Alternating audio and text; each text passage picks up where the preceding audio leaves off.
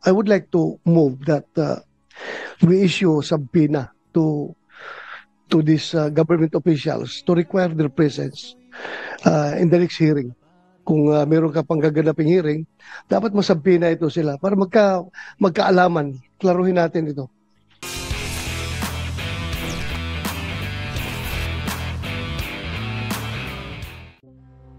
Thank you, Madam Chair.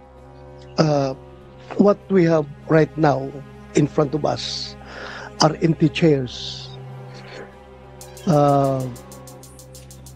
Itong ginawa ng mga officials from the executive branch of government is a total snub to as far as we're concerned. And ito'y tahasang pagbaliwala sa doktrina ng checks and balances ng ating gobyerno. Kung ayaw na mag-attend ng hearing, ibig sabihin, ayaw na nilang magpapacheck sa atin na co-equal branch of government. So what will happen to this? Pag tuluyang ganito ang mangyayari is, I think we are now on the verge of a constitutional crisis kapag tuluyan nilang isnab yung ating imbitasyon. Wala na mangyari.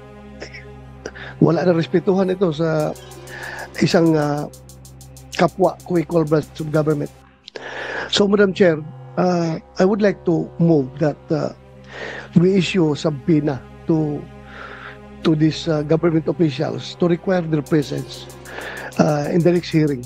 Kung meron ka pang gaganaping hearing, dapat masabpina ito sila para magkaalaman. Klaruhin natin ito. Ay. Maraming salamat, Senator Ronald De La Rosa. Actually, dalawa yung subpoena na pinapapirma ko sana kay SP Cheese. Isa para kay Prosecutor Fadulyon at ikalawa para sa head ng ating Air Force, si General Cordera. Pero yung dalawa, hindi ko pa natatanggap na pirmado. Ang sinabi ni SP, pinadala na daw niya sa legal ng Senado. Pero hanggang ngayon, wala pa rin tayong natatanggap. Follow up natin, Madam Chair, kasi alam mo, if this situation is left unchecked, ang mangyayari sa atin dito is hayaan na lang natin na meron tayong Philippine National Police na patuloy na nilalabag yung ating konstitusyon at ang ating mga batas. Hindi po maganda ito, Madam Chair. Kaya nag-exist yung Senado, in particular, yung buong Kongreso, para meron tayong checks and balances. Hindi po pwede yung executive branch of government. Hahayaan na lang natin na gagawa sila ng mga hakbang na lapag sa ating konstitusyon. So we are here to check them.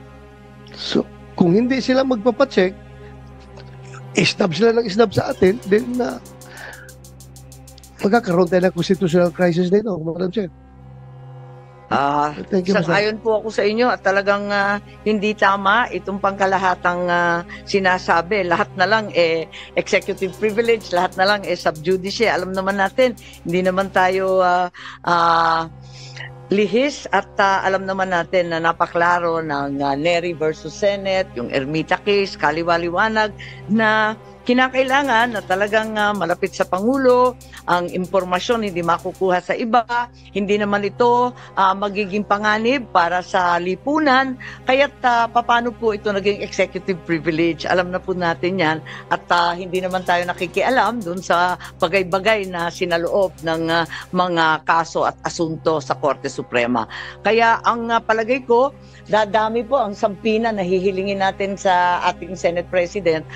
Marami na na po kasi kung dadalawa lang yung na-absent dati, pagkarami-raming absent, nakikita natin tayo-tayo lang na narito. Kaya nalulungkot po kami.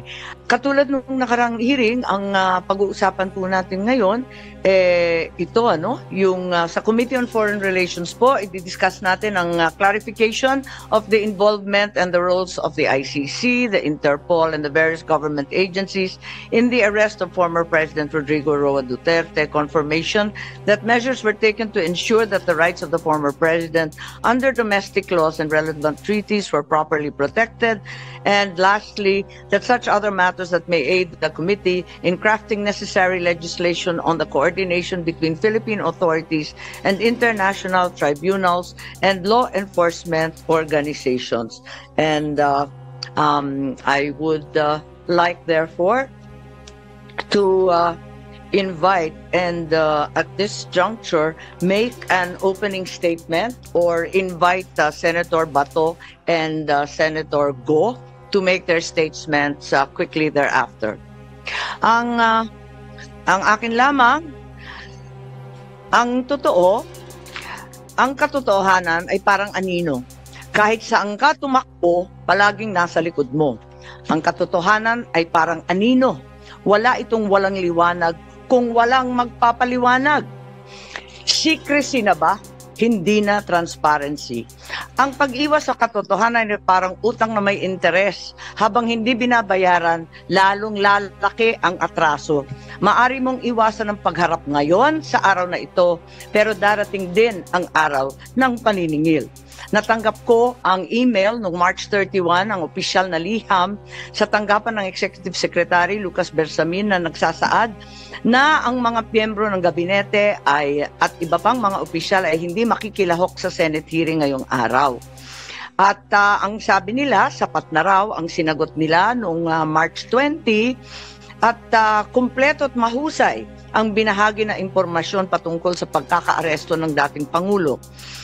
Nabanggit din sa liham ang executive privilege at binigyang diin yung sub judice rule dahil may 4 na petisyon umano kasalukuyan sa Supreme Court. Ngunit nalito ang inyong komite pagkat noong araw din ng March 31 at lumabas ng April 1, sinabi naman ni PCOU Sec. Claire Castro sa kanyang press briefing na hindi kailanman pipigilan ng Pangulo na pumunta ang mga cabinet member o secretary kung sila ay ating papatawag.